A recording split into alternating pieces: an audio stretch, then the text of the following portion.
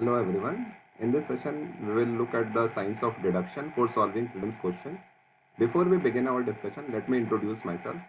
I am Anil Basar. I have done my graduation in civil engineering from IIT Delhi.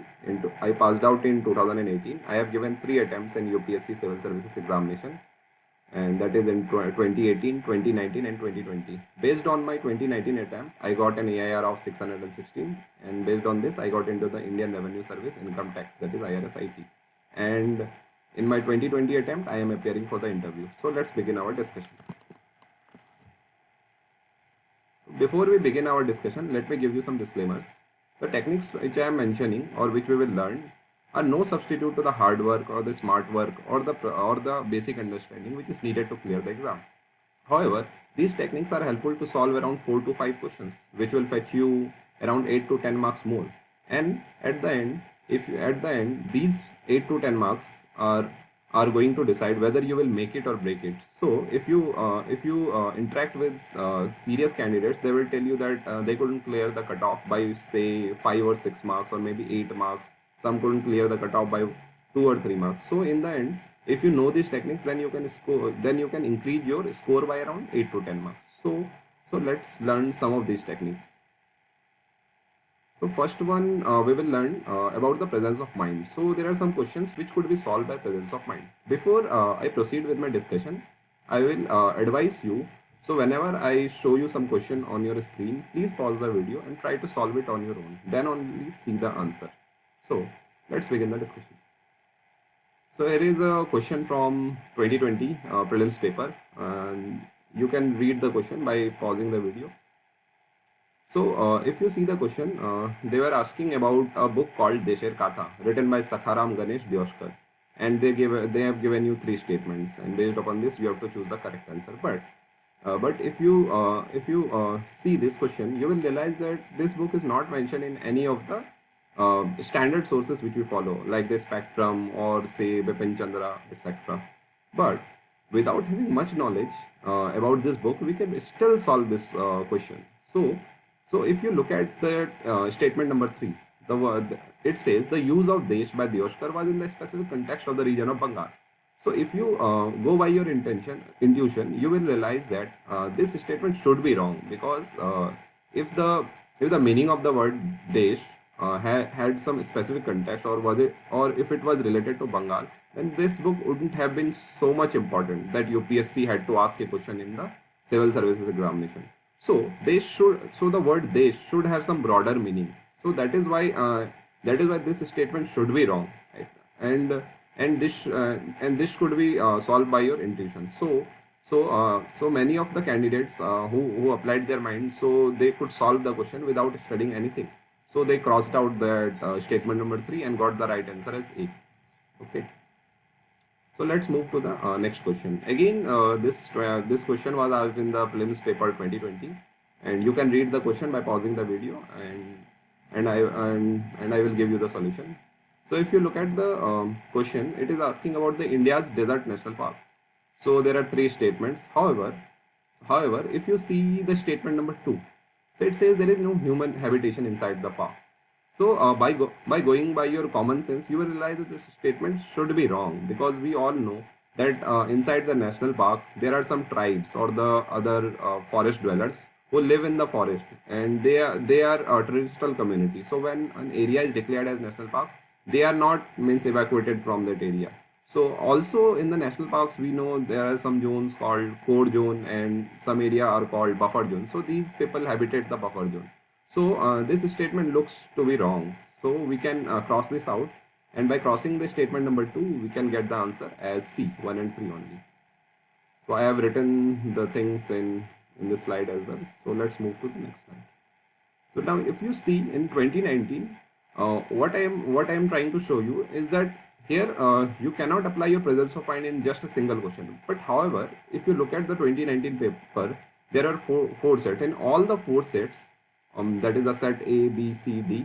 These 2 questions, that is the question number 1 that I am showing you on your screen, and this question, both of these means were asked in consecutive manner. So if it was at question number 23, then question number 24 was this Rani Ashoka.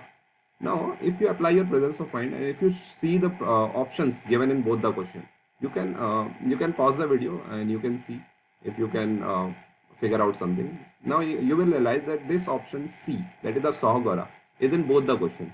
Now if you see the question number 2, it is asking about Ashoka, that is the Mauryan time. So all these four sites which are given, this should be related to the Mauryan Empire, or these are Mauryan sites. Okay. So now if you come back to question number 1, here it is asking about which of the following is not a Harappan site. So in all likelihood, Saugara should not be a Harappan site and it should be a Mauryan site. So you can mark C for the first question. Now out of these two questions, without having any knowledge, you can solve at least one. So question number 1. However, you cannot guess question number 2, but something is better than nothing. So you can solve one question out of the two without knowing anything. Okay. So let's see another question from 2019 paper. You can read the questions and see the options. You can pause the video and solve it on your own. Now, if you see all the four statements, so all the four statements are looking like very generic in nature.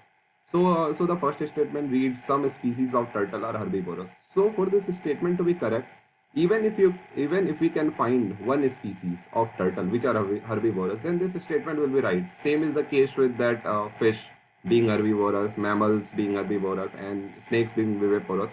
So all of these four statements could be true even if we can find out any single species for which this statement holds.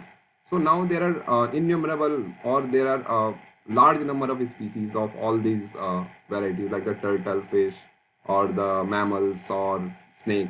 So there can be species which for which these statements are true. So these all, in all likelihood, all these four statements should be true. So by going by your intuition or your presence of mind, you could mark D as the answer, and indeed D was the answer. Okay. So let's move to another question from 2019. You can read the question, and so let me discuss it for you. Now, if you see, they were asking about carbofurine, methyl parathion, folate, triazophos, and these had some apprehensions. So they were asking why, so related to which sector they are seen in news. Now, if you don't know anything about this, now if you break down this word carbofuran, so it is made up of carbo and furan. Now, if you have read the Shankar IAS, and in that chapter, and in Shankar IAS, there you have the environment pollution chapter, where there is a topic called solid waste, or even in the magazine or in the newspaper, you must have read about that this gas furan and dioxin. Okay, so these gases are released when we burn plastic. Okay, and these gases are highly toxic as well as carcinogenic. So in all likelihood, this carbofuran should also have some toxicity or carcinogenicity. So going by this logic, we can think that this should not be used in processed food. Otherwise, it will lead to highly detrimental effect for us.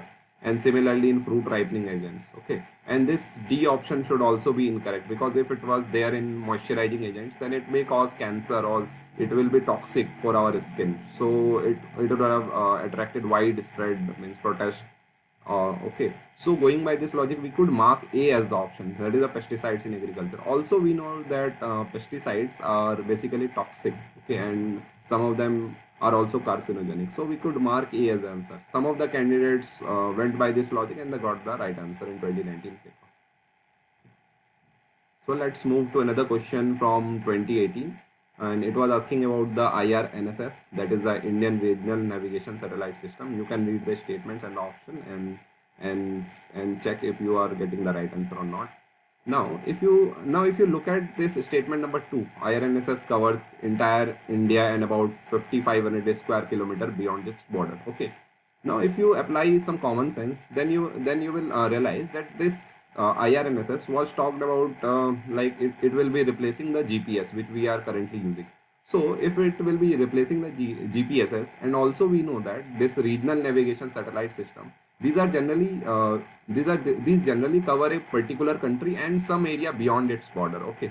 So now if now IRNSS is going to replace, or it will be a supplement to the GPS, so it should cover India and some area beyond its border. Okay. Now it says it covers India, that's fine. Now if you see, we have a coastline of around 7,500 kilometers. So even if you take 1 kilometer width of a strip, then also the area, that is the additional area which the IRNSS will cover, will come out to be 7,500 kilometer square. and it will be more than 7,500 kilometers square, because I have not covered the land boundary which we have. So in all likelihood, this data should be wrong. So we can cross out this statement. IRNSS covers around entire India and about 5,500 square kilometer beyond its border. So this statement is wrong. And now if you come to statement number 1, IRNSS has 3 satellites in geostationary and 4 satellites in geosynchronous. This statement is right, and you can guess this because if you have read the newspaper, or if you have followed standard magazines or any other compilation which you are following for science and tech portion, you would have known that this statement is correct. So based upon this, we could get the right answer as A. Okay, many candidates solve this by going by this logic. Okay. So now let's move to another technique to solve the past year questions. That is the etymology. And etymology basically means to know how the particular word originated, or knowing about the history, why it is named so, what is the meaning of that word, or breaking down the word and trying to find out the meaning. So let's see some questions by applying etymology. So here is a question from 2020 paper. It asked about this interest coverage ratio. Okay, and it gave you 3 statements and you have to select the correct options. Now, if you see this interest coverage ratio term, some of you might not have heard about it, interest coverage ratio, but I am pretty sure if you are studying seriously for the exam, you must have heard about this term called liquidity coverage ratio, that is LCR, which is often mentioned in Basel III norms. Okay, so if you know that this liquidity coverage ratio gives us an idea, means how much risk a bank is facing to deal with a financial risk, and also higher the liquidity coverage ratio, better is the chance a bank will have to absorb financial risk. Okay, so going by this logic, interest coverage ratio. So going by this logic, we can realize that higher the interest coverage ratio, better is the position of a firm. So this statement number 3, the higher a borrowing firm's level of interest coverage ratio, the worse is its ability to service its debt. It looks a wrong statement. I think you should realize that this should be a good condition for the firm. So this should be wrong. Now if we cross out this statement 3, we are left with A and B. Now by going by the logic of liquidity coverage ratio, this statement looks right. It helps in understanding the present risk of a firm that a bank is going to give loan to, similar to the logic of liquidity coverage ratio. So we can mark statement number 1 as correct. So by going by this, and we get the right answer as A. I have written down the explanation here. You can see it for yourself. Let's move to another question. This question was asked in 2016 paper regarding the book regarding the Sunga dynasty. You can read the question. So it asks, which one of the following books of ancient India has the love story of the son of the founder of Sunga dynasty? So there were 4 options, but at first instant it looks like it is really a difficult question. Okay, but however, if you try to break down the words, see this Malvika Agnimitra. If you break this down, it comes as Malvika and Agnimitra. Okay, now if you know that the founder of Sunga dynasty was Pushyamitra Sunga. Okay, so this Pushyamitra Sunga, and we have this Malvika Agnimitra, Malvika and Agnimitra. So you can means think this like this way. Agnimitra could be the son of Pushyamitra. Okay, Mitra at the suffix. Okay, so going by this logic, we can guess the correct answer as Malvika Agnimitra. Okay, without knowing anything, just knowing that who was the founder of Sunga dynasty, that is Pushyamitra Sunga. So Mitra here it is appearing. Okay, so by this logic, you could get the right answer. Sometimes some of the questions could be solved by seeing the names which are given to some schemes, some terms, or some keywords. Okay, so let's see this. In 2018 paper, they asked this question about the Swarajya Sabha. Which of the following organization changed its name to Swarajya Sabha? Now, if you look at the 4 options were given. Okay, now if you know that this Swarajya, what is the English term for Swarajya? Okay, you must be knowing it is known as Home Rule. Okay, so in all likelihood, this could be the answer, All India Home Rule League. Okay, so in fact, this was also the right answer. Okay, Home Rule, and which corresponds to Swarajya in English. So its answer was also A. Some of my friends even guessed this answer based on this logic. Even I got the right answer in the exam. Now let's see another question from 2016 paper, and it is asking about Greased Lightning program, Greased Lightning 10, recently seen in the news. Some of the candidates might not have heard about this at that time. But however, going by the option, if you see this grease lightning, okay, this grease lightning is an English term, okay.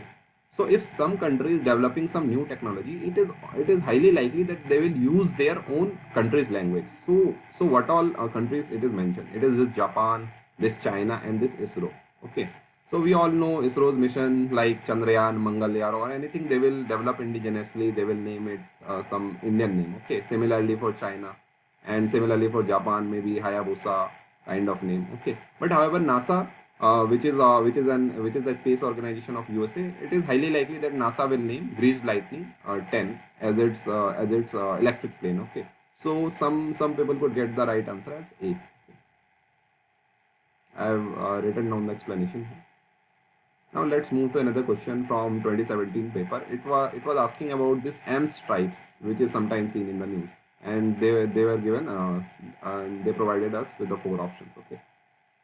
Now some people could solve this question without knowing anything about the M stripes. Just see this name, M stripes. This is the stripes. Now if you see all the four options and see this option, this tiger reserves. We all know that some animals with stripes are tiger, zebra, etc. So it is highly likely that it should be related with maintenance of tiger reserve, and indeed it was the right answer. Okay. So the naming that is done to some initiative, yeah, they have some logic. Okay. So stripes word probably was linked with tiger. That is because tiger also has stripes. Let's see another question from 2016. It was asking about the Khadai camel. Okay, many of us didn't heard about this Khadai camel. Okay, and they gave you the three statements and the options. Now, if you see this Khadai camel and break down this word Khadai, okay. Now, if you break down this word, you will realize this Khadai word must have been coming from that word Khada of Hindi. Khada means salty, okay, is salty. So it is highly likely that this camel should be capable of living in salty water. So it looks like this statement one should be correct. It is capable of swimming up to 3 kilometers in seawater. Also, this is not looking something extreme data, that is swimming up to 3 kilometers. It has not written something like 300 kilometers. So it could be correct. Now see this statement number 3. It lives in the wild and cannot be domesticated. It is highly means unlikely that this statement will be correct, because if it cannot be domesticated, then then what is the point of asking this question in UPSC? The only reason that it could have been asked without being domesticated is that it had some ecological significance, which is highly unlikely. We know that humans are capable of domesticating the camels. Okay, so this statement should be wrong. If we cross out statement number 3, we directly arrive at the right answer as A. Okay. So, having discussed all these things, I would like to give you some insights regarding these techniques or regarding solving the prelims paper. That don't leave any question without reading the question completely and all the four options. It might happen that you can discover some techniques, or maybe you can use your presence of mind, or you can break down the word using etymology to arrive at the right answer. So, it would be better to read the entire question, read all the four options, and even after that you cannot means guess anything, then leave it. But it is not advisable to leave the question just reading the question and thinking that this is out of syllabus, I cannot solve this. Sometimes the question could be solved without knowing much about that topic. Okay, so I have shown you in the previous slides. Also, the techniques which I have mentioned or which I have shown to you, this should be practiced sufficiently through the prelims questions, that is the past questions, as well as in the mocks, before you try it in the real exam. Otherwise it may backfire. Okay, you may mark some of the questions as incorrect, you may get highly negative marks. Okay, so these techniques should be used with enough practice. Okay, so you can do this with the past year questions and in the mock. Okay, so discretion is advised from you. Okay, thank you very much for your attention and patience. Best of luck for your future endeavors.